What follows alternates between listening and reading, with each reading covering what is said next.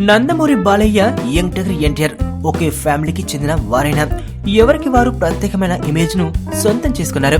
అప్పట్లో కలిసిమెలిసి ఉన్న ఈ హీరోలు కొన్ని కారణాల వల్ల ఇప్పుడు మాత్రం అంటి ముట్టనట్లు ఉంటున్నారు.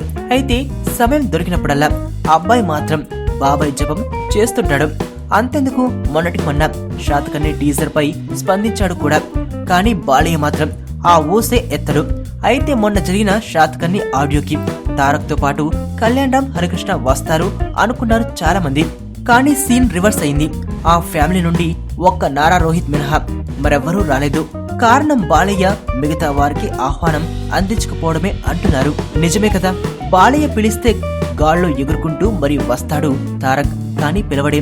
మరోవైపు జానకి రామ్ కొడుకుల పంచకట్టు ఫంక్షన్ కి కళ్యాణ్ రామ్, ఎన్టీఆర్లు సతీ సమేతంగా హాజరైతే బాలయ్య మాత్రం దరి దాపుల్లో ఎక్కడా కనిపించలేదు. బాబాయ్ కోసం అంతగా పాకులాడుతున్న ఎన్టీఆర్ ను ఎందుకు దూరం పెడుతున్నాడో అని నందమూరి అభిమానులు తలలు పట్టుకుంటున్నారు. సమయం దొరికినప్పుడల్లా బాలయ్య గురించి ఏదో ఒకటి మాట్లాడుతూనే ఉన్న ఎన్టీఆర్ ను ఇలా ఎన్ని రోజులు దూరంగా ఉంచుతాడో బాలయ్యకే తెలియాలి.